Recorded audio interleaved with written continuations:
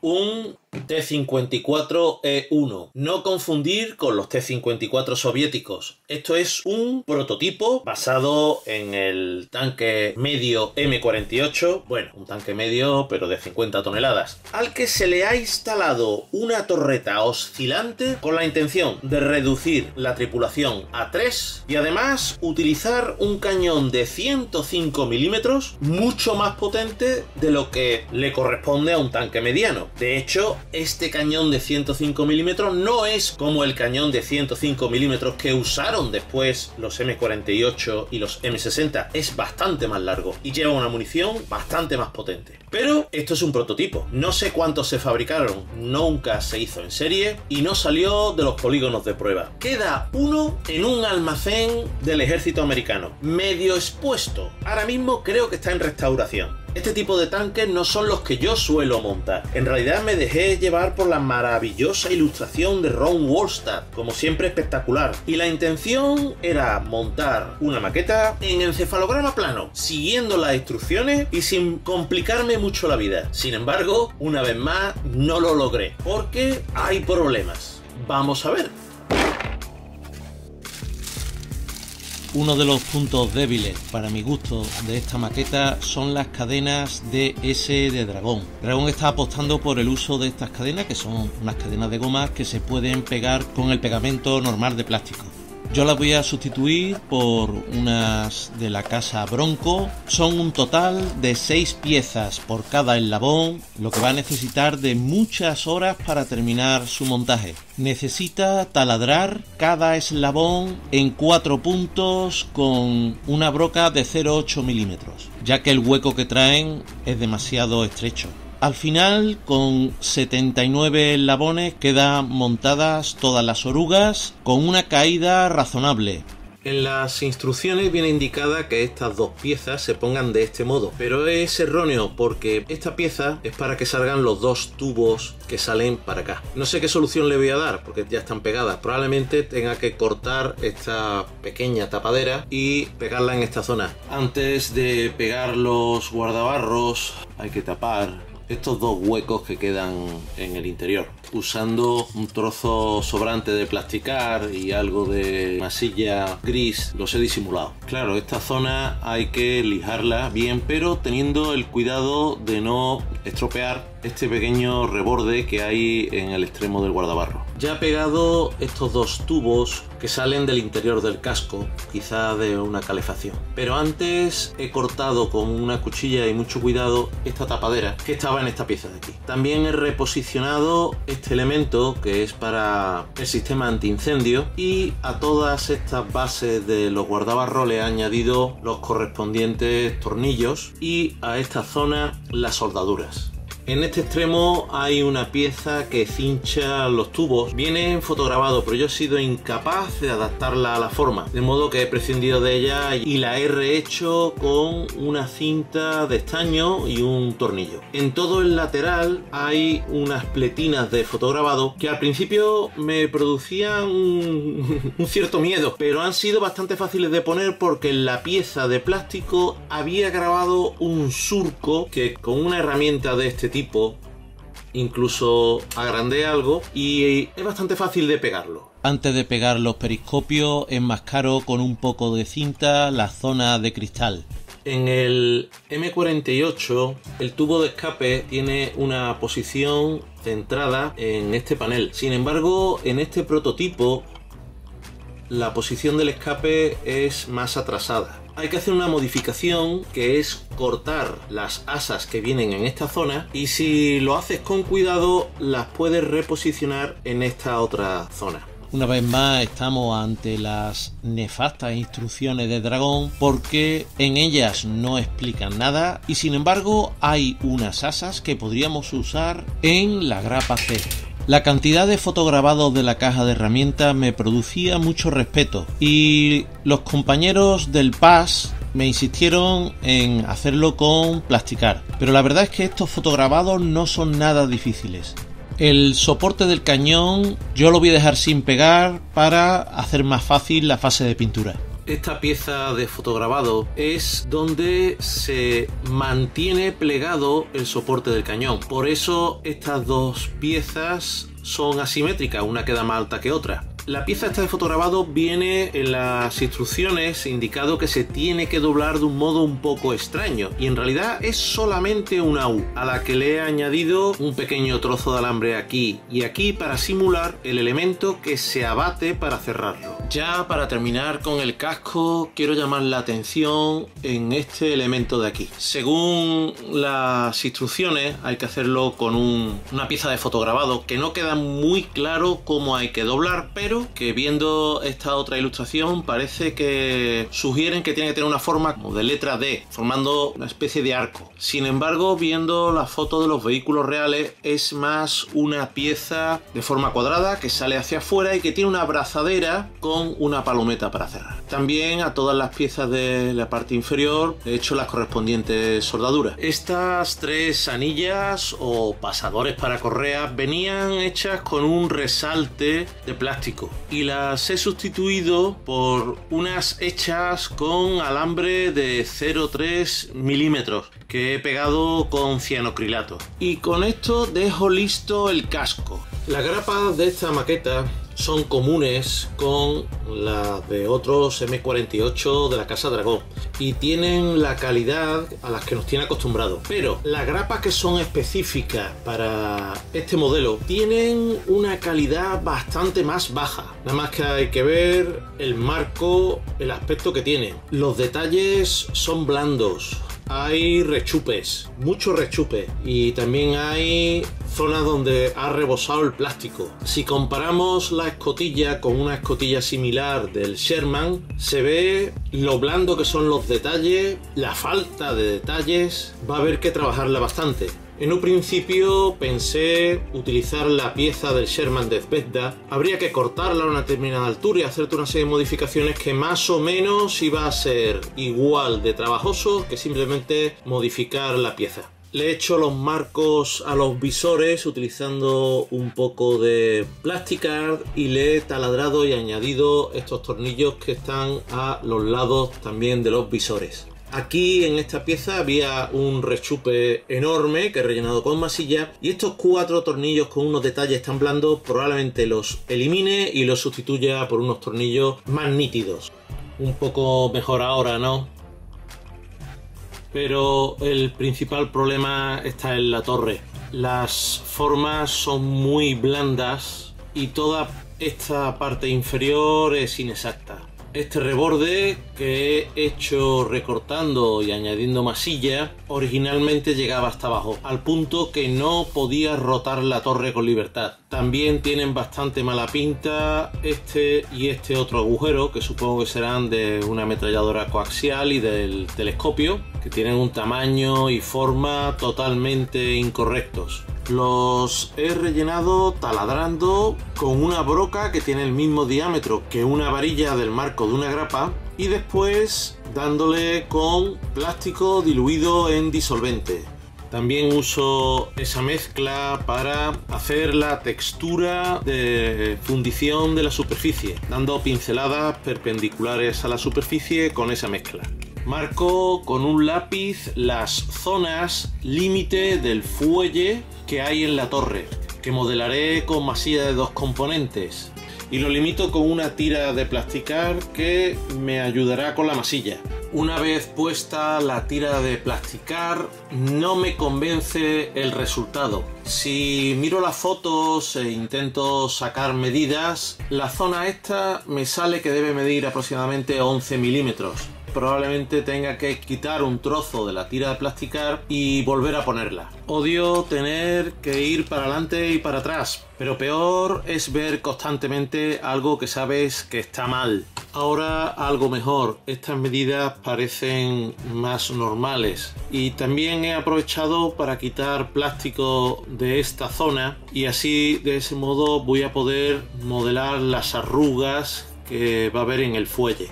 Los periscopios me plantean problemas, porque existiendo estos rebajes en la forma de la torre, no tengo imágenes del periscopio de la estación del artillero. Sí hay alguna imagen del comandante, que supongo que será parecido a los periscopios en esta zona de los M48. En el otro no me fío de lo que propone las instrucciones de la maqueta.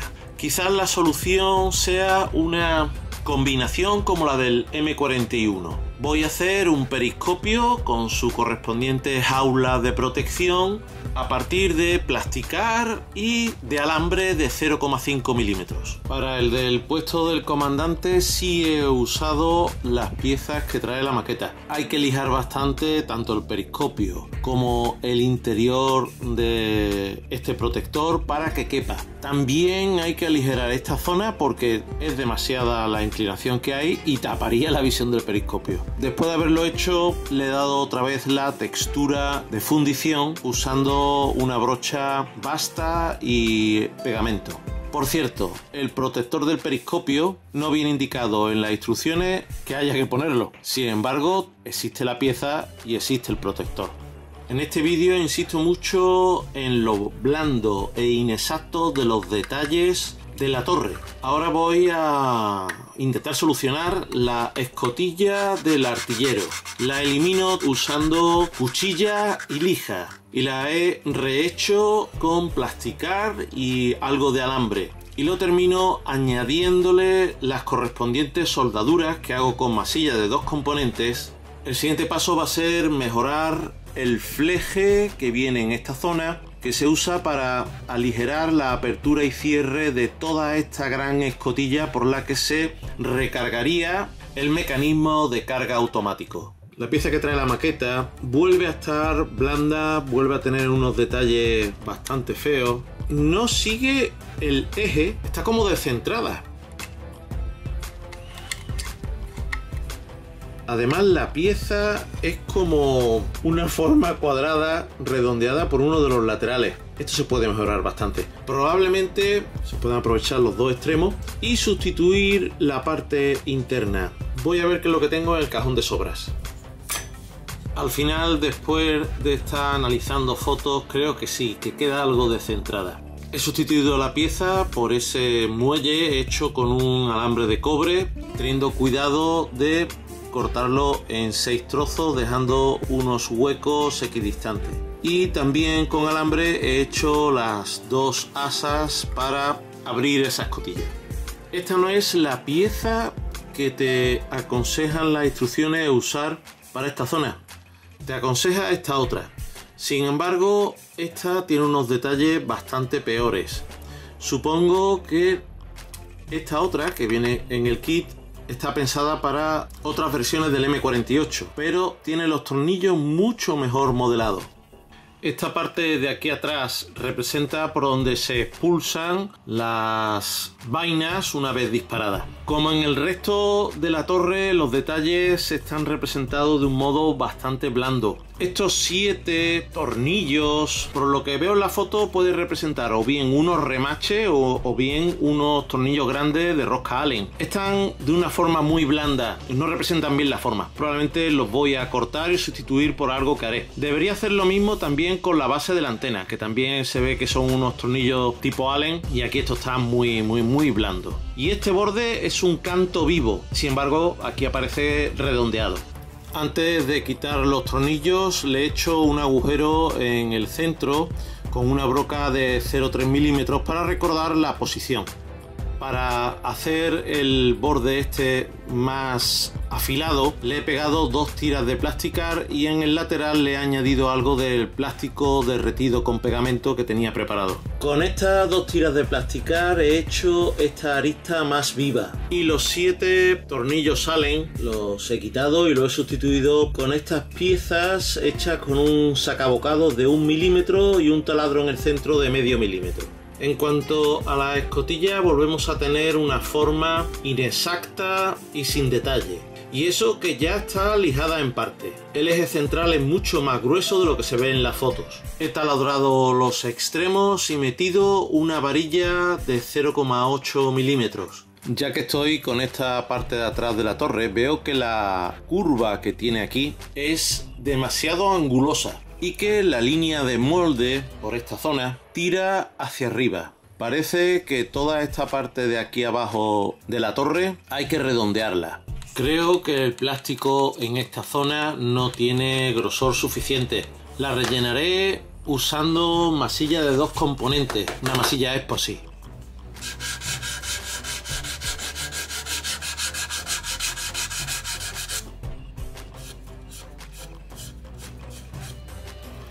Por esta zona aparece la masilla de 2 componentes. Voy a retexturizarla toda usando el Mr. Surfacer.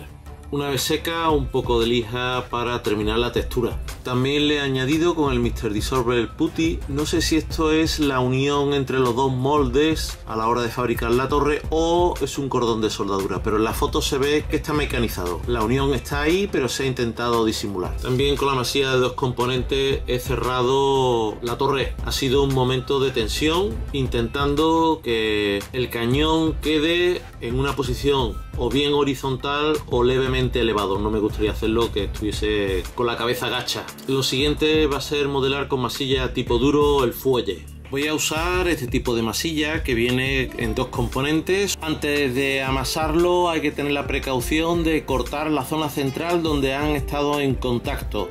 Para darle forma uso unos pinceles de silicona y en los laterales con hilo de cobre simulo unos cordones que cierran la lona.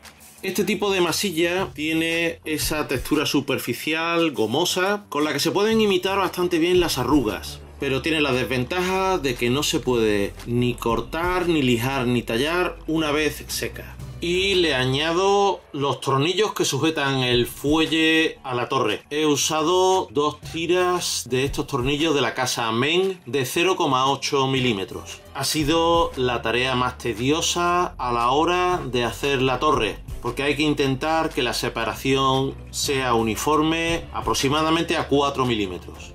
Para hacer el telémetro de coincidencia trae estas piezas en plástico gris. También vienen estas otras piezas en plástico transparente. Son prácticamente iguales. Lo único que las puede diferenciar algo es que una tiene un diámetro de medio milímetro más grande que la otra. Al final la decisión de usar una u otra va a venir dada por cuál de las dos va a caber mejor en su hueco.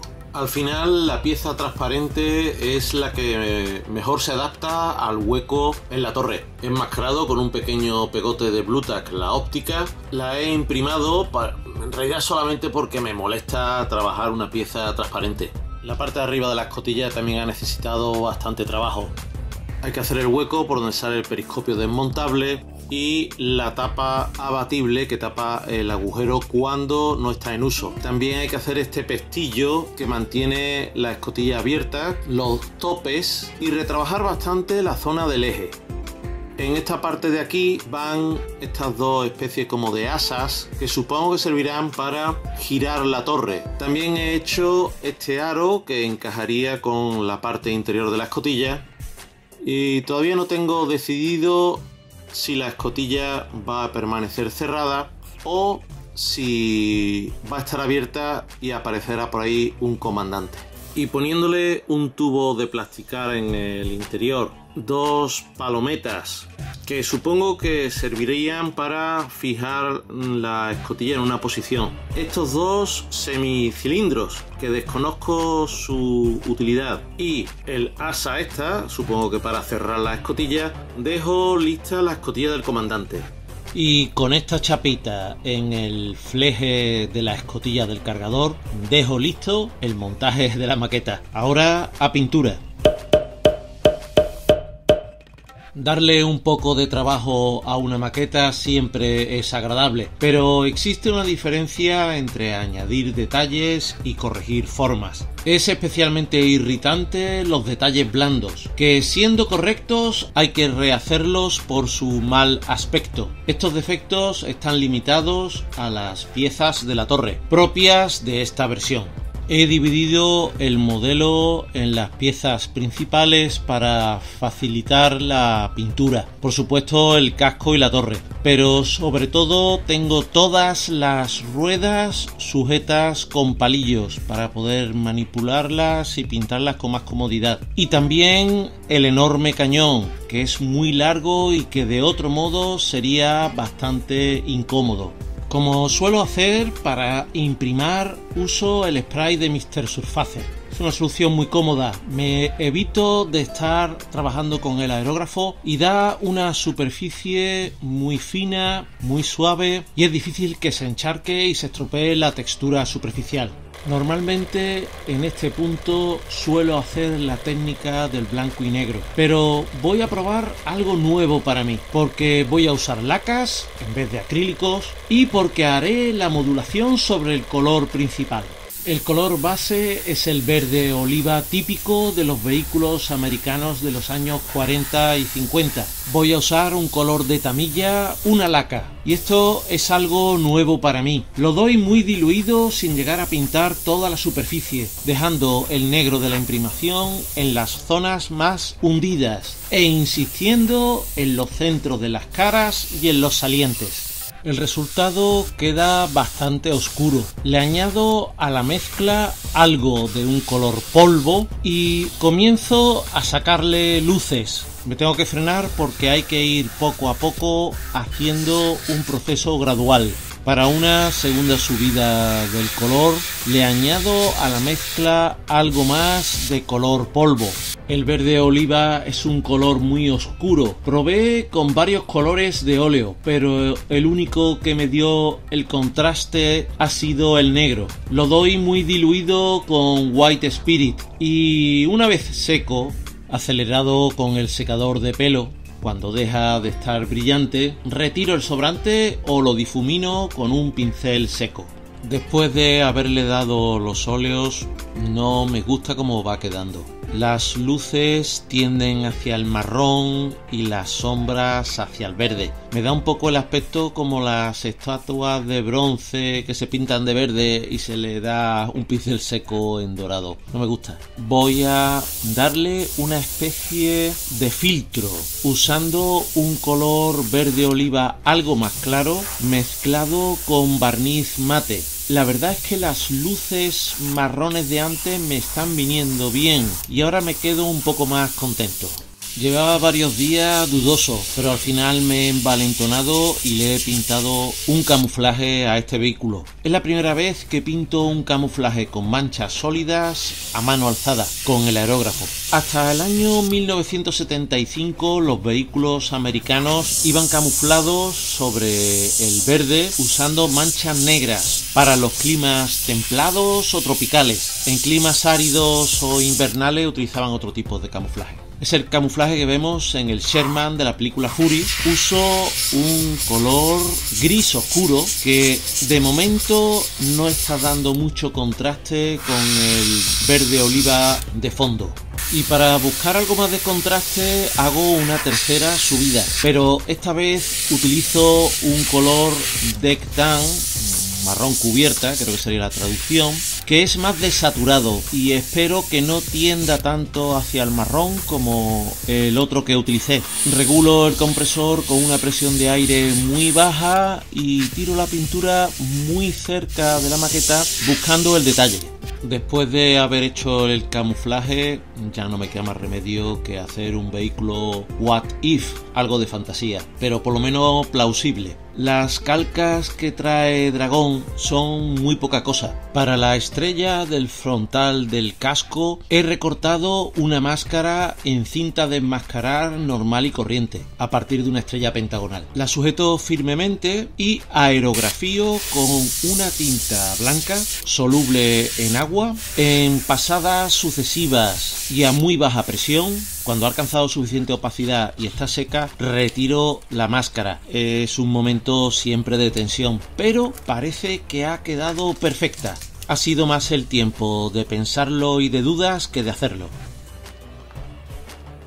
En la parte delantera del casco o en el guardabarros izquierdo hay un círculo amarillo que indica la clasificación del vehículo o su peso para pasar por encima de puentes. El color es un amarillo intenso con un leve toque anaranjado. Voy a aerografiar una pintura de Model Color que quizás no sea la más conveniente, pero no tengo otro amarillo a mano. Ya puestos a hacer un vehículo de fantasía, voy a usar como patrón los M48 que estaban estacionados en Berlín a finales de los 50 y principios de los años 60. Las calcas las voy a sacar de sobrantes, de un Sherman, de un M41 y del cajón de sobras en general. Para ponerlas, pues el proceso típico: barniz brillo, microset y microsol y vuelto a barnizar en brillo. Una vez ya barnizado en mate, sombreo algunas zonas usando un shader y después vuelvo a barnizar en mate. He dejado toda una noche los óleos sobre un cartón para que absorba el aceite. Uso el negro para las rendijas del motor y para las zonas de camuflaje negro, y el color sepia para sombrear las zonas del color verde oliva. Para hacer los desconchones de la pintura doy a esponja un color oliva mezclado con algo de color hueso para aclararlo. Esas manchas me sirven de patrón para pintar con un marrón rojizo grisáceo oscuro el color del metal que aparece en el fondo del desconchón. Añado unos efectos de óxido con esmaltes, uno más claro y vivo que el otro. Los difumino con un pincel humedecido en White Spirit. En algunos sitios me convencen más que en otros. Por una parte, integran los desconchones, pero también los esconde. Algunos son demasiado extensos. Quizás con los efectos posteriores tengan más significado. En la parte de atrás, sobre el motor, está la salida de gases, protegida por una chapa y unos deflectores. Comienzo dándole a esponja un color pergamino. En la parte delantera hay otra salida de gases, en este caso de la calefacción y el motor secundario. Supongo que estas piezas soportarán unas temperaturas bastante altas. El color claro representa la pintura calcinada. Relleno el interior con un color pardo, dado a pincel, dejando el cerco del color anterior para representar el metal corroído, un metal que no es demasiado grueso. El toque final, al igual que con los desconchones, es con un color óxido a esmalte, dado a esponja y también a pincel, más o menos diluido en White Spirit. El efecto del óxido es bastante más extendido que en los desconchones, y aunque quizás algo exagerado, no me resisto a darle un cierto toque de color a un vehículo que de otro modo sería bastante monócromo. Las herramientas de un vehículo americano suelen estar pintadas del mismo color que el resto del vehículo. Le voy a añadir algo de color en las maderas y en los hierros. Para evitar una licencia artística, una solución intermedia es hacer las herramientas desgastadas, mostrando el color del material. Las termino con un sombreado con óleos y óxidos de esmaltes. Las ruedas están imprimadas igual que el resto de la maqueta. Voy a usar el negro para la goma y para pintar el metal uso el mismo color que para el resto del vehículo. Uso mi vieja plantilla de círculos, una barata que podemos encontrar en cualquier comercio de papelería, para enmascarar la pintura. Para las ruedas de carretera uso el círculo de 16 milímetros, lanzando la pintura en perpendicular. Y para los rodillos de retorno el círculo de 8 milímetros de radio, y por suerte se adaptan perfectamente. Doy con el aerógrafo en ángulo para que no llegue a la parte frontal. Un gris claro para hacer el desgaste de la banda de goma. Llegados a este punto voy directamente al barro. Uso un barro acrílico diluido en agua. He probado primero en la cara interna de las ruedas y el efecto cambia mucho de húmedo a seco. Hay que tener cuidado con acelerar el secado con aire caliente, ya que se extiende el efecto y hace cercos. Las cadenas también las he imprimado en negro. Con un marrón rojizo repaso las zonas metálicas, para después darle a esponja con un gris claro, que cuando queda bien seco repaso con un esmalte color óxido. El último toque metálico se lo doy frotando con un pincel de silicona y grafito en polvo. Para las zonas de goma utilizo un gris oscuro dado a pincel. Este tipo de cadenas compuestas de dos materiales son muy tediosas de pintar.